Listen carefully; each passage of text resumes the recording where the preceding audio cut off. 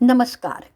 आपण ऐकतोय प्राचार्य आठवले अर्थातच परमपूज्य स्वामी वरदानंद भारती यांनी लिहिलेलं भगवान श्रीकृष्ण एक दर्शन या पुस्तकाचं प्रकाशन केलेलं आहे श्री राधा दामोदर प्रतिष्ठान पुणे यांनी.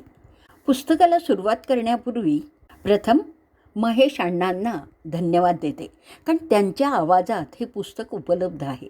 तसंच आपल्या वरदवाणी मोबाईल ॲपवर देखील ते आहे आणि तरीसुद्धा त्यांनी मला हे ऑडिओ करण्याची परवानगी दिली आहे. खरंच महेश अण्णा खूप खूप खूप धन्यवाद. वसुदेवसुतं देवं कंसचाणूरमर्दनं देवकी परमानंदम कृष्णं वंदे जगद्गुरुम. सज्जन हो, भगवान श्रीकृष्णांच्या चरित्रातील काही प्रसंगांना अनुलक्षून मी माझे विचार आपणापुढे मांडणार आहे.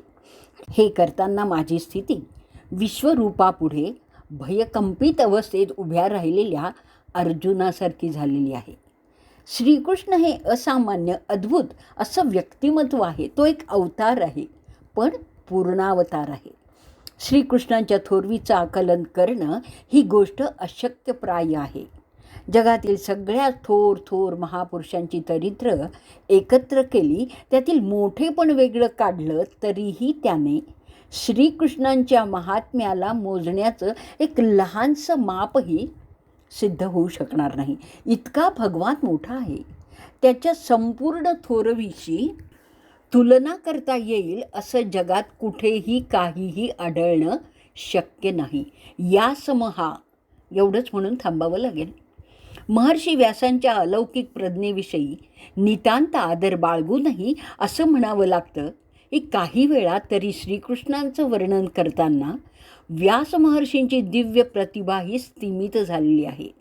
भगवान श्रीकृष्ण हे बहुआयामी मल्टी डायमेन्शनल व्यक्तिमत्व आहे. ते रत्नच इतकं तेजस्वी आहे, त्याला इतक्या विविध प्रकारचे पैलू आहेत की त्या सगळ्यांचे यथार्थ आकलन करण्याकरता व्यास वाल्मिकींच्याच तोडीची योग्यता असेल तरच काहीसं साधेल. नाहीतर काजव्याने सूर्याची तेजस्विता मोजण्यास जावं तसं होईल.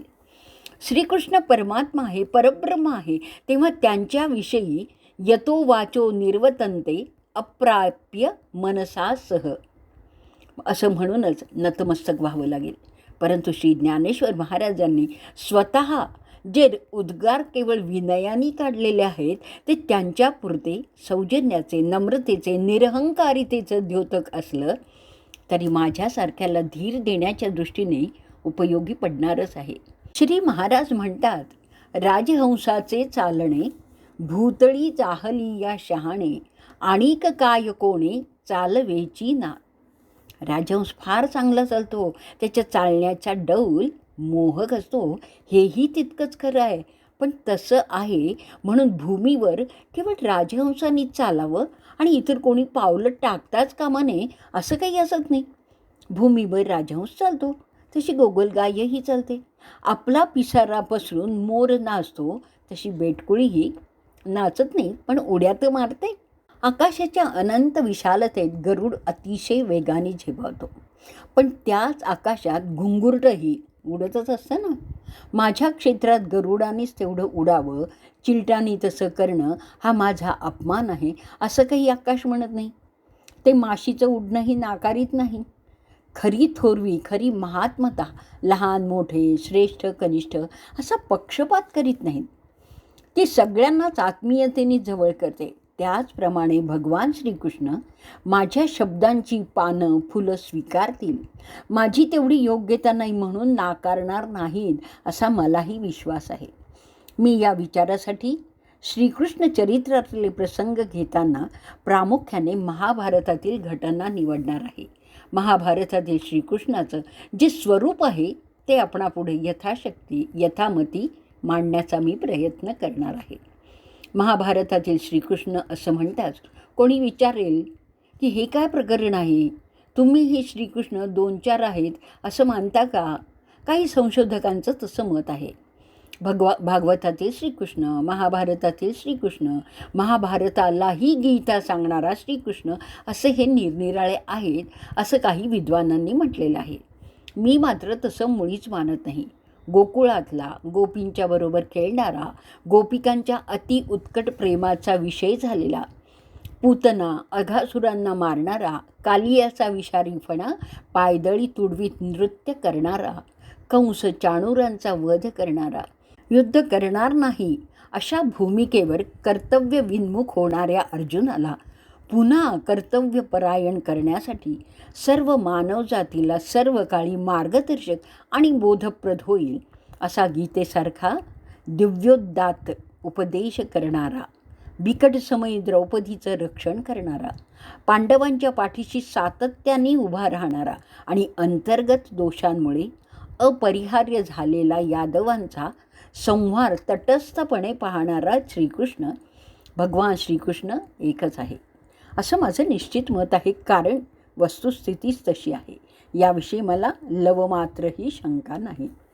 परंतु श्रीकृष्ण जेव्हा यथार्थ रीतीने संपूर्णपणे समजून घेण्याची इच्छा असते, तेव्हा मात्र आपल्या मर्यादांचं भान ठेवून श्रीकृष्णाला निरनिराळ्या अंगांनी वेगवेगळं समजून घेणं सोयीचं म्हणून उपयुक्तही ठरतं.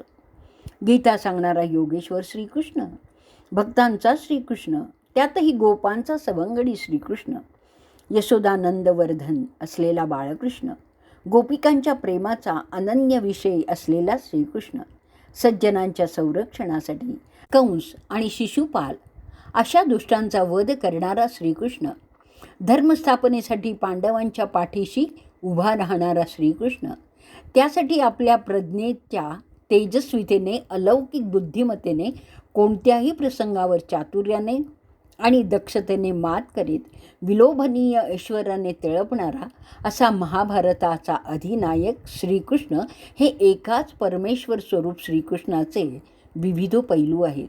त्यात क्वचित परस्पर विसंगतीही भासते, पण ती अगदी वरवरची असते.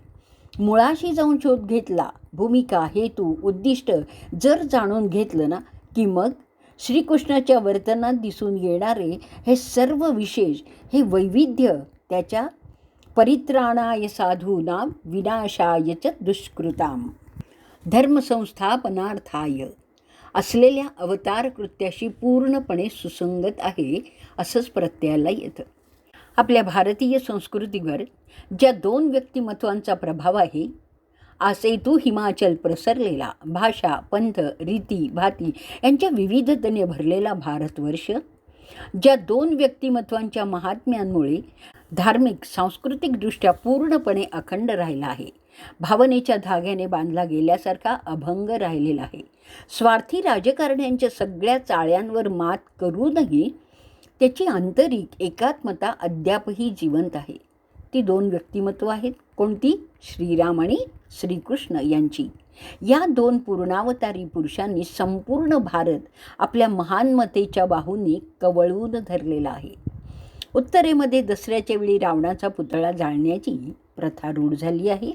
त्या परंपरेशी विरोध दर्शवून आपल्या वेगळ्या वैशिष्ट्यांसह प्रदर्शन करण्याच्या हेतूने दक्षिणेत रामाचा पुतळा जाळण्याचेही प्रकार एक दोनदा घडले.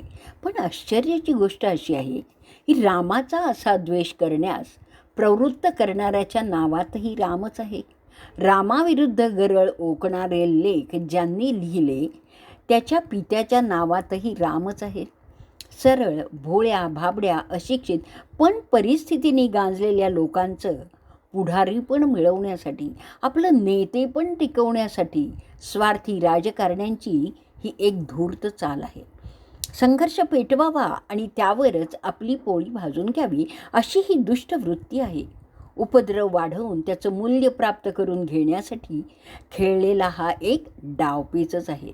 या भडकवणाऱ्या वृत्तीतून होणारा थोडासा लाभ अल्पकालीन आणि हानी मात्र पुष्कळ दीर्घकालपर्यंत भोगावी लागणारी आहे. आणि म्हणून सर्वांनी, विशेषतः तरुणांनी या प्रकरणी सावध राहूनच विवेकांनी वागलं पाहिजे. विरुद्ध मत व्यक्त केलं किंवा माझ्या परंपरेविषयी अपशब्द वापरले म्हणजे भडकून उठावं आणि त्यांचं वाङ्मय जाळण्यास प्रवृत्त व्हावं असं मला माझ्या संस्कृतीने शिकवलेलं नाही. वैचारिक विरोधाचा प्रतिकार वैचारिक बौद्धिक पातळीवरच करण्याची आपली पद्धती आहे, आपले संस्कार आहेत. आम्हाला अत्यंत वंदनीय असणाऱ्या, वेदांची निर्लगपणे निंदा करणाऱ्या चार्वकाचं वाङ्मय आम्ही जाळलेलं नाही आहे. चार्वाकाने आमचे कर्मकांड, पुनर्जन्म, ईश्वरनिष्ठा यांची यथेच्छ टिंगल केलेली आहे. पण आम्ही चार्वाकाचा ग्रंथ तत्त्वज्ञानाच्या अभ्यासक्रमात आवर्जून अभ्यासतो, शिकवतो.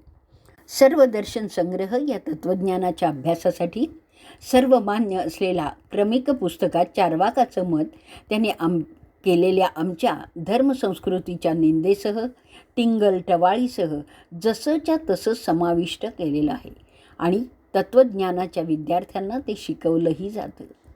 नास्तिकांचा किंवा विरोधकांचा द्वेष करावा, त्यांना जाळावं, ही आमची संस्कृतीच नाही आहे. विरोधक भडक बोलतात कारण सिद्धांत म्हणून बौद्धिक पातळीवर मान्य होण्यासारखी तर्कशुद्धता त्यांच्याजवळ नसतेच. सामान्यपणे भडकपणाचं एक आकर्षण असतं. प्रचाराचा एक भाग म्हणून हे पुढारी आपल्या स्वार्थासाठी भडक भाषणाचा, भडक लेखनाचा अवलंब करतात. त्यांचा द्वेष करण्याचं मला काहीच कारण नाही आहे. ज्यांच्या नावातच राम आहे ते सध्या सोयीचं म्हणून कसेही वागत बोलत असले तरी ते स्वतः वाट चुकलेलेच आहेत आणि इतरांना तात्कालिक लाभासाठी ते भडकावीत आहेत. सामान्यांचा बुद्धिभेद करण्यासाठी गोंधळून टाकणारं लिखाण कौशल्याने ते करीत आहेत. पण अशा भरकटलेल्या, गोंधळलेल्या समाजाला देखील खरं काय आहे हे लक्षात आलं. सहानुभूतीपूर्वक त्यांना नीट समजावून सांगितलं. त्यांचं दुःख, दैन्य दूर करण्याचा प्रामाणिक प्रयत्न केला तर वाट चुकलेलं मेंढरू कळपात यावं ना. तसे हे भरकटलेले लोक पुन्हा आपल्या परंपरेत समाविष्ट होतील यात मला तरी शंका नाही आहे. रामाचा पुतळा जिथे जाळला गेला त्याही प्रांतात रामाची लोकप्रियता ओसरलेली नाही आहे. रामभक्ती टिकून आहे. रामाची पूजा होते.